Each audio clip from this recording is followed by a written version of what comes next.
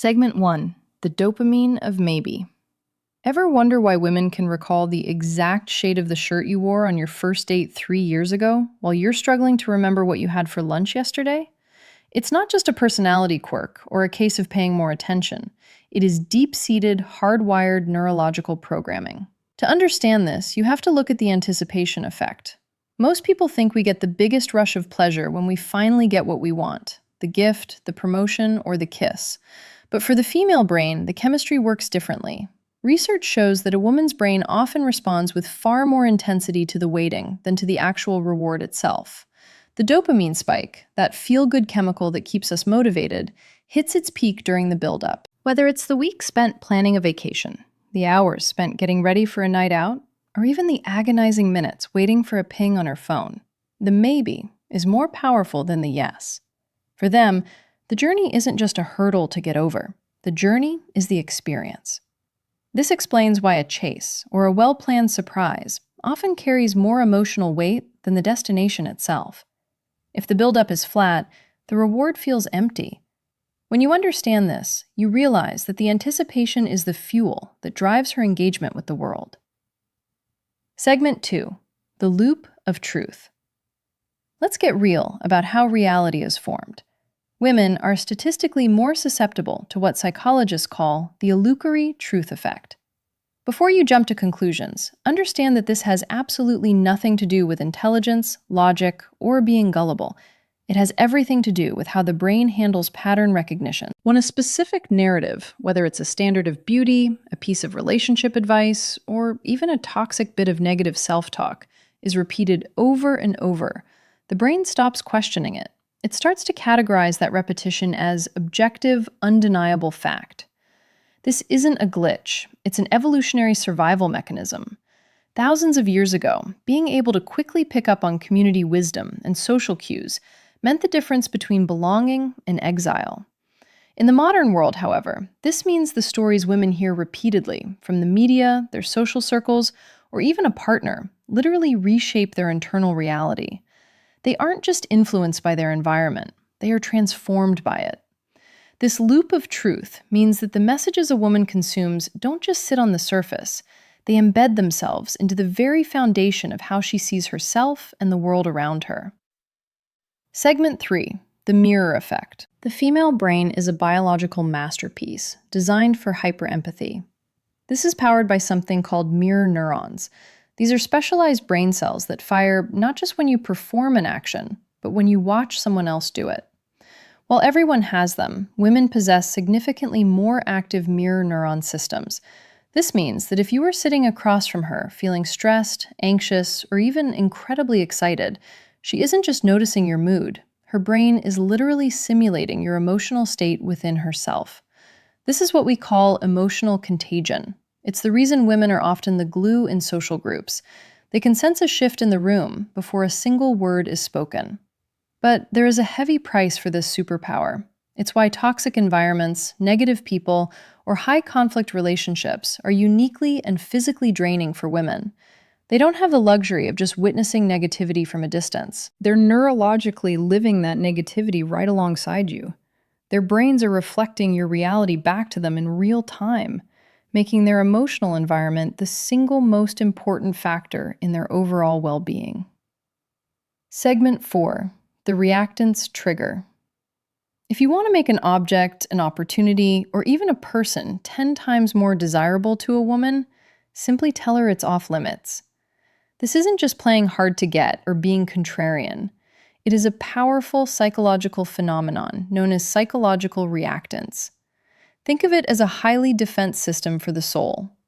At its core, reactance is a hardwired response to any perceived threat to personal autonomy or freedom of choice. The moment a woman senses that her options are being narrowed or that someone is trying to control her behavior, her brain triggers an intense motivational state to reclaim that lost ground. That forbidden fruit suddenly glows brighter because it represents her right to choose for herself. To understand why this is so potent, you have to look at the historical context.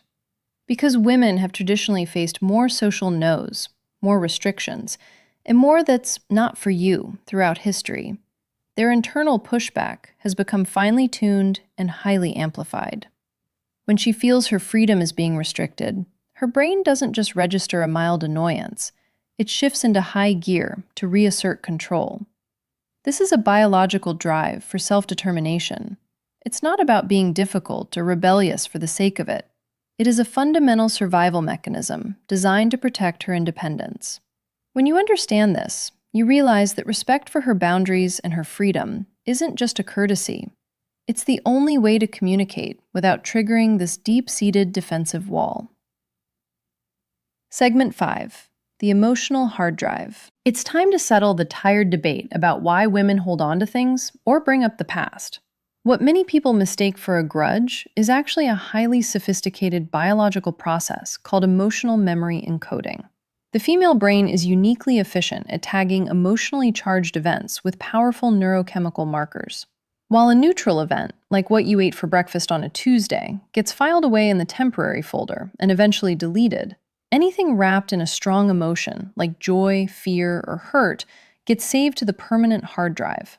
This means that a specific argument from 2 years ago, or a thoughtless comment made months back, isn't being held onto out of spite.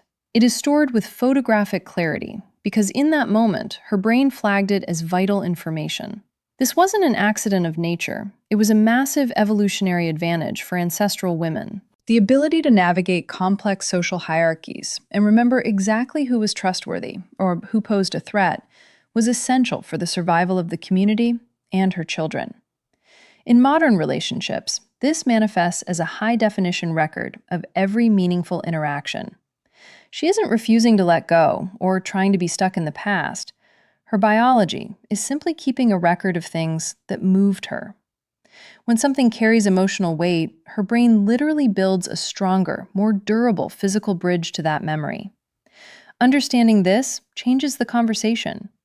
She isn't trying to win an argument. She is simply navigating the world with a much more detailed map than you might be using. Segment 6. The myth of multitasking. We have all heard the cultural myth that women are natural multitaskers, born with the ability to juggle a career, a household, and a social life all at the same time. However, the scientific truth is far more sobering. True multitasking, the ability to process 2 complex streams of information at once, is a neurological impossibility for the human brain, regardless of gender. What women actually excel at isn't doing 2 things at once, it is rapid task switching. The female brain is often more adept at pivoting from one demand to another with incredible speed and relative smoothness. She can jump from a professional email to a child's question to a dinner plan in a matter of seconds, making it look like it's all happening simultaneously. But here is the catch that no one talks about. Every single one of those switches comes with a heavy cognitive tax. Every time the brain pivots, it has to disengage from one rule set and load up another, which drains mental energy and increases overall fatigue. Just because her brain is efficient at switching doesn't mean it's free. The societal expectation that women should be able to do it all at the same time isn't just a heavy social burden. It is a total rejection of how the human brain actually functions. When we praise multitasking, we are often just praising a high-speed burn of mental fuel that eventually leads to exhaustion. Recognizing this allows for a shift in perspective. It's not about doing more at once, but about respecting the immense energy it takes to manage a world that never stops asking for a switch. Segment 7. The foot in the door strategy. In the world of persuasion and social dynamics, strategy is everything. And the foot in the door technique is one of the most effective tools for understanding female psychology. This isn't about manipulation. It's about a deep-seated biological and social drive for consistency. From a young age, many women are socialized to prioritize cooperation, helpfulness, and the maintenance of social harmony. When someone asks for a small, almost effortless favor, something so minor it feels impossible to say no to, it sets off a psychological chain reaction. By agreeing to that tiny request, a woman isn't just performing a task. She's unconsciously establishing a new internal identity. She begins to see herself as a person who is helpful, or someone who supports this cause. Once that helpful identity is locked in, the stakes change. When a much larger, more demanding request follows later on, the brain feels a powerful internal pressure to stay consistent with that established self-image. To say no to the second request would create a sense of internal friction, known as cognitive dissonance, because it would contradict the helpful persona she just demonstrated. This drive for social consistency is a massive force in human behavior. By understanding this, women can become more aware of why they feel obligated to keep saying yes, empowering them to set firmer boundaries. For everyone else, it's a lesson in how small, positive interactions lay the groundwork for long-term trust and cooperation. Segment 8. The safety of the gaze. Nonverbal communication is a silent language, and for women, it is dominated by the power of eye contact. When a woman engages in meaningful, steady eye contact, it triggers the release of oxytocin in her brain, often called the bonding hormone. This chemical signal is what creates that warm sense of connection, trust, and emotional resonance. It's a biological green light that says, I see you, I value you, and I am present with you. Because women are generally more attuned to subtle social cues, eye contact is the primary tool they use to gauge the sincerity and safety of an interaction.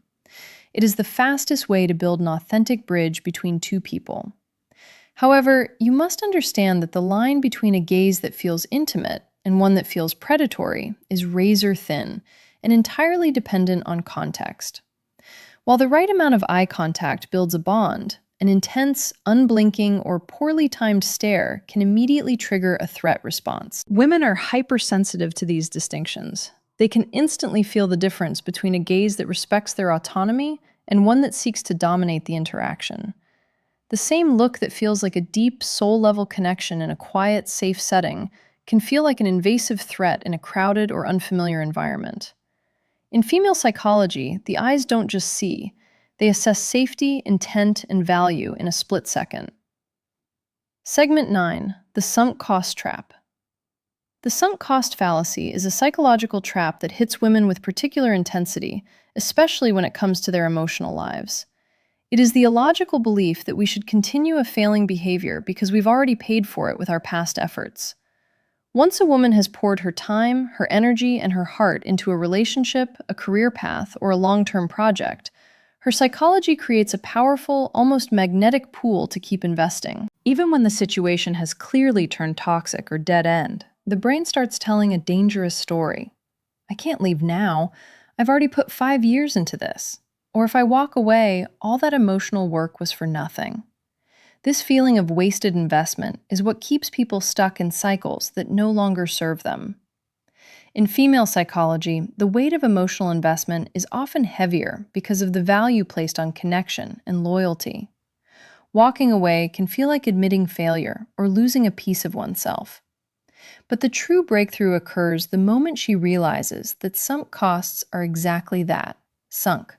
They are gone and cannot be recovered by staying.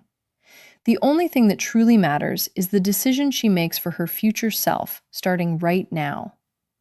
Recognizing this trap allows a woman to stop looking at what she's lost and start looking at the freedom she stands to gain by letting go of a broken investment. Segment 10. The ultimate truth. If you take away nothing else from this entire deep dive, let this one concept burn into your mind. Emotions are the only permanent currency in human interaction, especially within female psychology. We often place a massive amount of weight on our logic, our perfectly crafted arguments, or the specific sequence of events in a day. We think that if we can just explain our side well enough, or if the facts are on our side, that's what will stick. But the biological reality is that a woman might forget the exact words you spoke. She might lose the thread of your logic, and she might even forget the specific actions you took. However, she will never, ever forget how you made her feel in those moments. That emotional imprint is the only part of the experience that has a permanent home in her brain. This happens because emotional resonance is the primary filter for what gets encoded into the long-term memory banks. While the analytical parts of the brain are busy processing data, the emotional center, the limbic system, is deciding whether or not this moment is worth keeping. When a moment is charged with genuine care, safety, or respect, it creates a high-defin neurological bookmark. Conversely, a flash of thoughtlessness, a dismissive tone, or a breach of trust creates an equally sharp, painful marker. The feeling doesn't just accompany the memory. For the female brain, the feeling becomes the memory. It is the lens through which every single future interaction is viewed. Understanding this truth changes the entire game of communication and connection. It means that you cannot logic your way out of an emotional wound, and you cannot replace a lack of presence with expensive gifts or grand gestures. If the underlying emotional frequency is off, the brain registers a system error. But when you prioritize the emotional experience, making sure she feels heard, secure, and valued, you are building a foundation of loyalty and trust that is physically wired into her biology. This memory of how it felt dictates the level of intimacy, the ease of future conversations, and the strength of the bond. In the end, the facts fade, but the feeling remains as a permanent roadmap for the relationship.